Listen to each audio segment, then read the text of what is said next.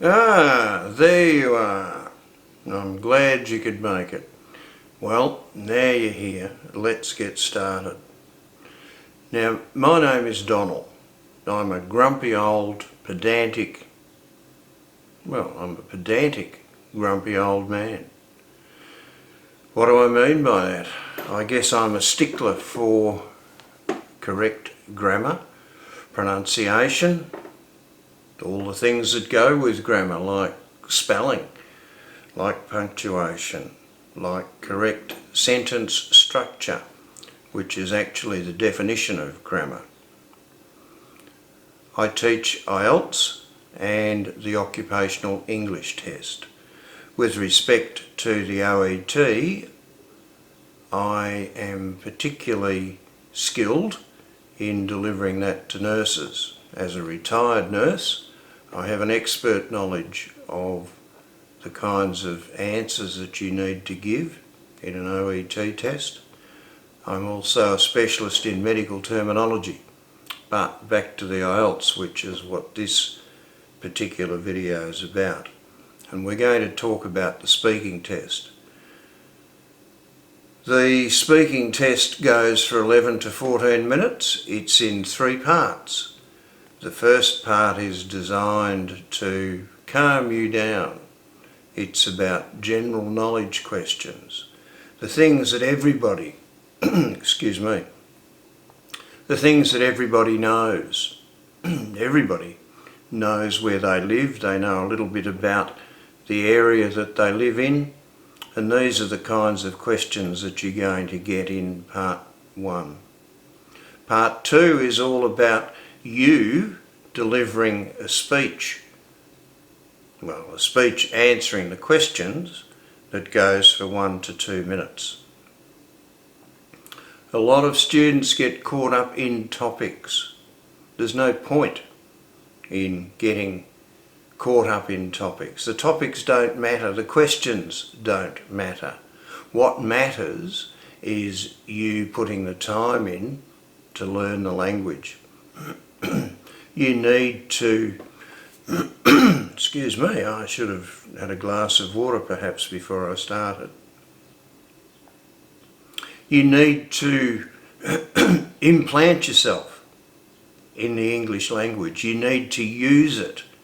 You need to watch television. You need to read books. You need to speak to native speakers as often as you can. And I know that it's very easy if you're a student to, I guess, communicate with your fellow countrymen and women, to speak your native language. That's very easy, but that's not what you're going to do the IELTS test. You're not going to do your IELTS test in Mandarin, you're not going to do it in French, German, whatever else it might be. It's the International English Language Testing System. Forget about the topics. It's wasting your time if you decide that you need to pursue every conceivable topic. You get into the exam, oh no, they're asking me if I've ever flown a 747 jet across the Atlantic Ocean. Well, no, and I'm talking about flying, I'm not talking about being a passenger. I've only ever flown a 747 across the Pacific. Well, the questions don't matter. Of course they're not going to ask you a question like that. The questions are also going to come from what you might consider to be general knowledge. You can always come up with an answer. It's not that difficult. Now, that's probably easy for me to say as a native speaker, but if you implant yourself in the English language and you use it in preference to your native language, well, it gets in by osmosis. You use it, and the more you use it, the better you're going to be. The 3 rules of learning English are practice, practice and practice. There are lots of free resources here on YouTube, also on various websites. There are probably hundreds of websites where various information is available for free. On YouTube you can do an IELTS speaking test, you can do other tests on there. It's not going to cost you anything, but the whole thing is about practice. The more you use the language, the better it will be. Now, I haven't said anything about part 3. Part 3 is usually questions that are a bit more advanced. They require a bit more feedback, and you need to take the time to answer your questions as well as you might. If you can only say like, kind of, you know, don't say anything. Language fillers in an IELTS speaking test are going to mark you down. Use as much of your vocabulary as you possibly can. The examiner is not interested in whether you're telling the truth or not. All they are interested in is your correct use of the English language. Now, I've got a speaking test here that we might refer to. I'll put it up on the screen and I'll become a talking head, or more of a talking head than I am now. So I'm just going to have a look at this particular speaking test. And in part 1 we're asked, how many hours do you sleep for each day? Now, that's not a hard question. Everybody knows how many hours they sleep for a day. But what if the question was, well, how many hours have you spent in cinemas this year? Well, oh gee, that's a hard question. You're not going to get a question like that. And even if you did, you can say, well, I've never been to the cinema this year, or when I go to the cinema, I don't take a record of how many hours I spend in there. But you do know how many hours you spend sleeping for each day. Do you find it necessary to take a nap every day? Well, if you're going out raging and variations on that theme, you may well need a sleep during the day. But it's not unusual to have interrupted sleep. It's not unusual to have sleep that is not as good as it could be. So therefore, if you need to have a nap, well, say so. If you don't, you can say, well, I sleep so well most nights that I've never found it necessary to have a nap. Do older people sleep more than young people, and why? Oh, I don't know any old people. Well, I do. I know quite a few old people. You can say that you don't know, as long as you use good English to explain your answer. Do older people sleep more than young people? Well, my grandmother used to sleep a lot at night. My grandparents wake up at 3 o'clock in the morning and get up and start doing the domestic chores for the day. Or I have no idea. I'm sorry. I have never spoken to an old person. You can speak to me if you like, but I've never spoken to an old person and asked them how well they sleep. And I've never stayed at my grandparents' place because my grandfather snores. Well, there you go. Why is this so? Well, you might have some insight into why older people may or may not sleep more than young people. Perhaps you're an older person who's doing the IELTS test and you may not remember what it was like to sleep when you were young. These are easy questions. Do you sleep well at night? What would improve or increase your sleep? Well, I do sleep well at night, or I don't sleep well at night. Often I go to bed at midnight and I'm awake again at 3 or 4 o'clock in the morning. Or you could say, well, I sleep very well at night. I make sure that I have a hot drink before I go to bed by about 10 o'clock in the evening. The next thing I know, it's 7 o'clock the following morning. What would improve or increase your sleep? Well, having the hot drink may help before going to bed. Maybe an extra blanket might help on cold nights. Maybe a fan or an air conditioner might help on hot nights. Maybe my sleep is so perfect that there's nothing I could imagine that would make it any better. Then we go on to part 2, and you're asked to describe a public place that you think needs improvement. Now, as I've said, the topics don't matter.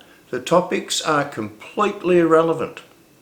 If you've absorbed yourself in the language and you have practiced, the topics are pointless. In the various IELTS handbooks, it actually says that you'll be penalised if you answer these kinds of questions by rote, by memory, by looking at an answer, writing it down and memorising it and get that into your brain. It doesn't work. What works is implanting yourself in the language, using it every day, using it in preference to your native language. Now, I know that when you ring your parents, of course, you're going to speak to them in your native language, and people at home, you're going to be using your native language, and that's perfectly fine. But when you have the opportunity to use English, you should do so. So, about this public place that needs improvement, you should say where this public place is, what it is like, why you think it needs improvement, and describe what improvements you would make. Now, all the questions are the same. They're all open-ended questions that you can come up with an answer for easily. They're all where, what, why, who, when, describe questions. It's not difficult to imagine a public place that you think needs improvement. It's not difficult to imagine a public meeting or any sort of a meeting that you've gone to, a movie that you've seen. If you've never been to a movie, again, if you've learned everything there is to know about answering a question about movies, and you get in there and it's a question about books, well, I do have a lot of hair. I just shaved it recently and it's not very long, but don't go pulling your hair out, worrying about that. Don't be afraid to say, well, as it turns out, I've never actually been to a movie, or I haven't been to a movie in a very long time.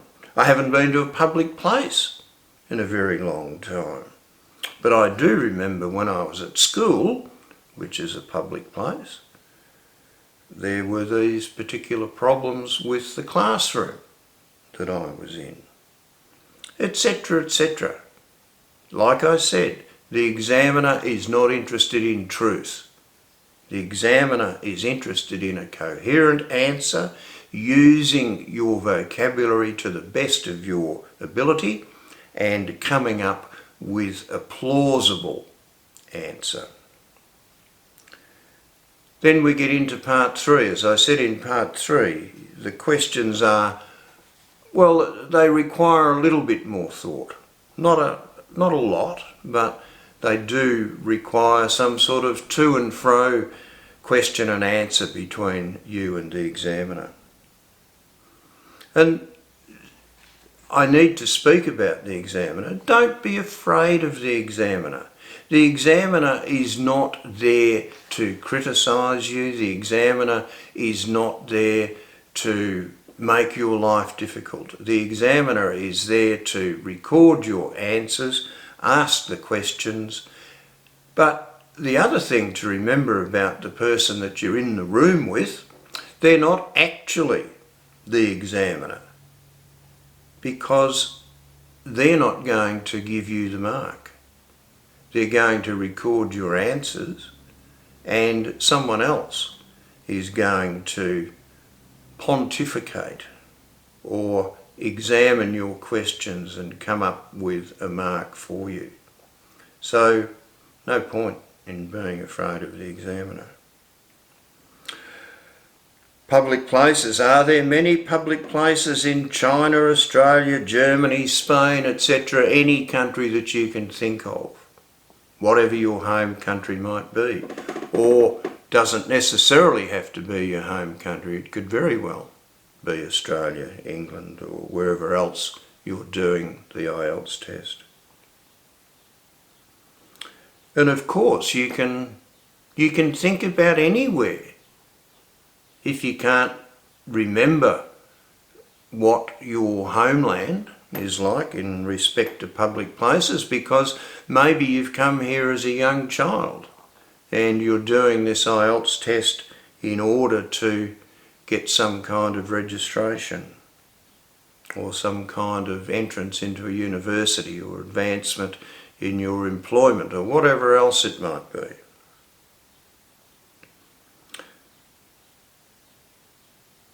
You can make it up. You could say, for instance, are there many public places in China I've got here, and then I've got Australia, Germany, Spain, etc. in brackets. Well, you could say, well,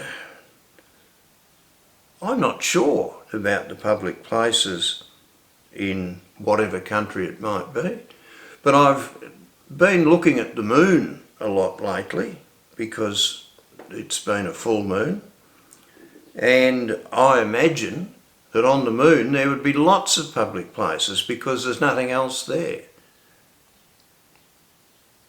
The examiner is interested in your English. The examiner is not interested in truth. The examiner is interested in coherence, your vocabulary, and the way that you deliver your answers. Do you like to exercise in public places such as parks? I don't like to exercise. What am I going to do? Well, you can say that. You can say that I don't like to exercise in public places at all. I don't like to exercise. And you can say that I have noticed that there are often groups of people exercising in the public places that I go to, but that looks too hard, and I could see myself being exhausted too quickly if I were to exercise in public. And anyway, I'd be too embarrassed to exercise in public. Do older or younger people like to exercise in public places, and why? Etc., etc. So these are all expanding on the idea of the public places. Remember in part 3 that there is a lot more question and answer between you and the I'm reluctant to call them the examiner because they're not going to actually give you the mark. They're more the interlocutor, the person who asks the questions. So, the speaking test. Do not be afraid. Do not put all of your time into learning topics. Don't be afraid when you get into the examination room with this one person who's going to ask you the questions. Don't be afraid if there's a question on there that you know nothing about. Make it up. Be spontaneous. Now, I know that's easy for me to say. I'm very good at making things up. I'm very good at being spontaneous. But remember your own language. In your own language, you're very good at being spontaneous and making things up, creating stories in your mind. The thing, of course, with English is that you're going to have to transfer the knowledge that you have in your native tongue into English. The only way that that will occur is if you practice, practice and practice. So, I haven't got much more to say about the IELTS speaking test beyond practice, practice, practice. Let me tell you a little bit about the things that I also do which may help you with your English. I run one-on-one classes over Zoom or WeChat or any other forum that we might be able to use. I run group classes, which if you're interested in, please contact me and I'll arrange some details for you. I do proofreading. Because I'm a pedant being someone who is very particular about things that probably don't really matter, but they do matter when you're speaking about English. They matter when you're writing your English. They matter when you're studying your English. So therefore, I think being a pedant is a good thing. But anyway, if you've got any proofreading that you need assistance with, again, please contact me. My email address is here on the screen and I'm very approachable. And what else can I say about myself? That's it. Thank you for watching. I hope to have a whole series of these videos happening in the not too distant future. My website, EnglishDux, that's D-U-X. D-U-X means top of the class. EnglishDux.com, but it is a work in progress. So don't necessarily rely on that as a means of contacting me. Use my email address and I'll always respond in a timely manner. If you're preparing for the IELTS test, I hope that you do well. Remember to practice all the areas, the reading, writing, speaking and listening. If you want to get a good score, they're equally important. Thank you very much. Bye now.